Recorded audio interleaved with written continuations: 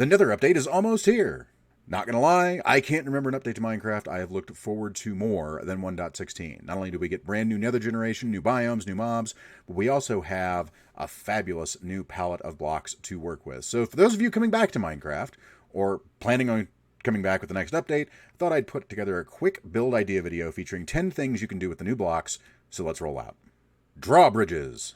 Any of you that saw the new chain block in any of the snapshots and didn't immediately think Drawbridge, well, I don't know if we can be friends now. I'm kidding. Please don't leave me. Anyway, this is a simple design using the chain block and a few grindstones to give the appearance of a medieval-style drawbridge that looks fabulous and will take you about 5-10 minutes to put together. I've used trapdoors on the blocks supporting the actual mechanism to give it the more of a little weighty feel to it, and the lodestone block makes a great mechanical looking block for both the upper and lower pulley systems. Granted, my castle leaves a little bit to be desired, but I'm sure you can do better there. Epic pillars. Of all the new blocks in 1.16, I think basalt and polished basalt are my overall favorites. I love the industrial texture of the polished basalt, and the standard basalt really reminds me of some of those old black and white granite countertops that you had growing up in your house. You know, the ones your mom always said were ugly. Well, I liked them, and I still like them. And combined with either the crimson or the warped stairs, they make excellent pillars and supports for your builds. The warped stairs go better with the standard basalt because of the hints of blue in the texture, and the little bits of red and purple you see in the polished basalt make the crimson stairs the obvious choice for the polished basalt. I use these in my single player snapshot world, and they are just awesome. Real chandeliers. How many of you have wanted a chance to build realistic looking chandeliers in Minecraft without using a data pack? Well, thanks to the chain block, now you can have your very own chandelier in your grand ballroom, hall, dining room, bedroom, wherever. Basalt might be my favorite block, but the chain block has so many uses it might be the best all-around block for builders from 1.16. It's just so versatile. I love using it. Amazing hallways. Have a grand entryway or hallway in your base and want to show it off? Of course you do. You ain't no noob. And while my choice of doorway might be questionable, I really like the warp door, okay? Honestly, and I don't know who cares. We can all agree that the gilded blackstone might be one of the most strikingly cool blocks Mojang has introduced for a long time. And listen to the sound of it when you walk on it. Isn't that fantastic? Pair those with some crying obsidian, which has a great sculpted look for super fancy floors. Maybe some end rods for dividers. And your aforementioned chandeliers, and you have a hallway that would make Jeff Bezos envious. Then again, Jeff is so rich he may have already had someone invent crying obsidian just for something like this. But, well, moving on to a totally not related subject. No, really. Evil castles. Hello, Evil Kusamoto here, coming to you from my new lair! Yes, isn't it spectacular? We've used all the new Blackstone variants in its construction. Many piglins have been displaced by our quarrying. It even includes a small dungeon for your more recalcitrant minions.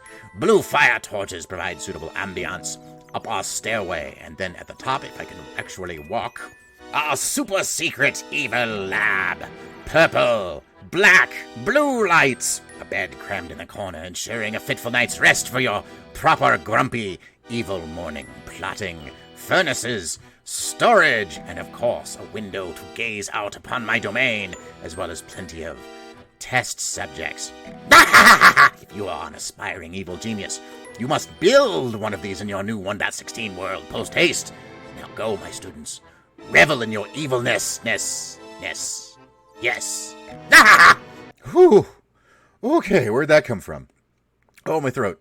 What was I saying? All right, next on the list. A fairy forest.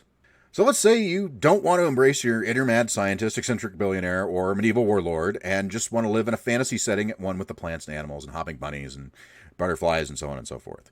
Well, take advantage of some of the new Nelium blocks and plant yourself a fairy forest inside one of the different forest biomes to live in. In this case, I chose a replica of a standard oak and birch forest and grew several little stems from the Nether with the various different types of mushrooms you can get down there. I added in some foliage of both the natural and Nether varieties, made a nice little hidden path that takes you to a secret fairy door and a small hidden base. I guess base is a strong term for a room with a crafting table, a barrel, and a lantern jammed in between a couple of trees, but you get the idea. So bringing a fantasy element into the overworld like this is something that strikes me as a unique and fabulous idea, and I cannot wait to actually try it. Don't know if you can tell from my voice, but I'm still recovering from evil Kusamoto. Anyway, ancient ruins. Some people just want to watch the world burn, and some people just want to live in the aftermath. This is for those latter people. So, using some basic brick, stone, and cobblestone variants, we've created a little archaeological site complete with skeleton heads, because morbid. This is nothing groundbreaking. I've seen this in plenty of similar builds. I'm sure you guys all have as well. But the new blackstone blocks and slabs that we've used here in the construction of this, sprinkled in, might give the feeling not only of age, but also maybe what happened here wasn't natural decay. It might have something to do with it, maybe a fire, maybe an asteroid impact, something like that. We've added in some of these vines here, along with the regular vines, to give it sort of this more overgrown kind of look. And who knows? Maybe it wasn't actually an asteroid. Maybe it wasn't a fire. Maybe this lodestone block right here caused it. Who knows? Only you know. And you're not telling. A shooting range. So if you don't live in the United States, you might not get this one as much as we do, but here in the U.S. we have indoor firearms ranges that for a small fee you can go to and plink around or sight in your hunting rifle or whatever, and this is a fairly accurate recreation of a stall you'll find at these ranges. With the introduction of the target block, a new redstone activated block that gives a variable signal strength depending on where it's hit, you can make your very own shooting range to test your skill. I've rigged this one up with a redstone lamp in such a way that it will only activate if I shoot in the middle second square here. So if we do that, their light goes on. Just like that. Simple, easy, fun, and looks really cool too, I think. And the redstone for this is not complicated at all. As you can see, this is very 2012 redstone back here. But you can rig this up however you want to give out variable inputs based on where you hit the block, if you want to have different lamps, however you want to do it. And finally, really awesome houses. I mean, it's not...